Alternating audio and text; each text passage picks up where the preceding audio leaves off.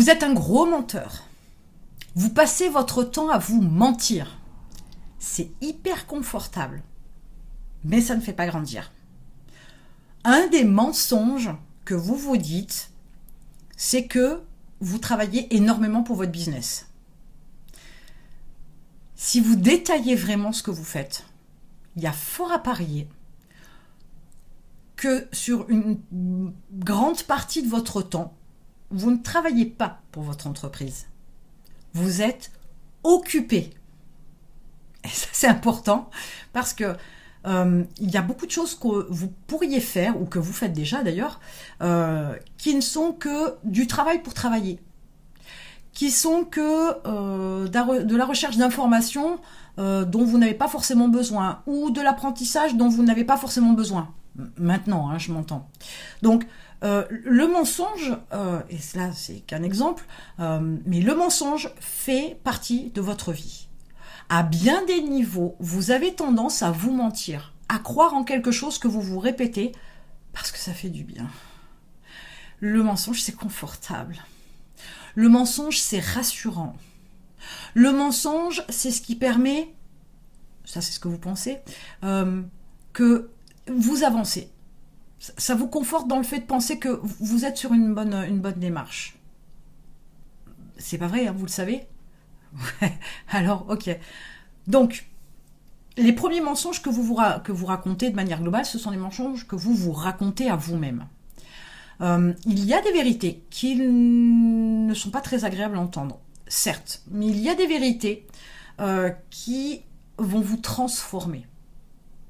Quand vous êtes capable de comprendre, et je reprends l'exemple du temps, que lorsque vous passez vos journées de 12 heures et que vous rentrez dans les détails, vous vous apercevez que vous avez passé 1 heure pour ça, une demi-heure pour ça, et puis dans la semaine, là, ça fait 4 heures pour des choses inutiles,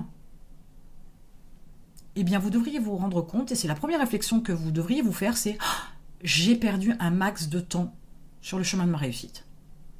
Pourquoi ? Parce qu'il y a plein de choses qui vous servent à rien, que vous faites pour vous occuper, pour penser que vous avez une activité dans votre business. Mais qu'est-ce qui est important ? Ben oui, il y a la partie chiffres avec la partie compta, etc. Oui, c'est important. Est-ce que ça mériterait vraiment d'y passer autant d'heures ? Est-ce qu'on ne peut pas trouver un moyen d'automatiser, etc., ou de se faciliter la vie, ou de prendre un expert comptable, ou le payer plus cher pour qu'il vous débarrasse d'un max de trucs à ce niveau-là, de tâches à ce niveau-là ? Parce que ça fait pas rentrer de l'argent, là on gère l'argent. Qu'est-ce que vous faites réellement pour la commercialisation de vos produits ou prestations ? Vos marchandises ou vos prestations ? Posez-vous la question, est-ce que vous y passez une demi-heure, 1 heure par semaine ? Est-ce que vous comprenez que c'est pas suffisant ? Si votre chiffre d'affaires il est pas si élevé que ça, c'est que peut-être vous ne passez pas assez de temps là-dessus. Mais peut-être que vous passez 3-4 heures dans chaque semaine à naviguer sur Internet pour tout et pour rien. Ça, c'est très souvent. Ça veut dire aussi que peut-être que vous passez beaucoup de temps au téléphone à blablater pour rien du tout. Un appel, il doit être court, clair et précis. Je fais référence à une vidéo précédente. Au niveau de votre business, vous n'êtes pas là pour faire du social. Vous n'êtes pas là pour entretenir quoi que ce soit. Non, vous êtes là pour avancer, faire les choses. Oui, vous devez être à l'écoute de votre client, je l'entends, de vos prestataires, tout ce que vous voulez. Mais vos appels ne doivent pas durer des plombes. Vous perdez du temps. Ou vous cherchez à convaincre quelqu'un qui n'est pas convaincu. La vente, c'est pas particulièrement ça, l'objectif. C'est de faire signer et d'encaisser, de vendre vos prestations, vos produits, vos marchandises.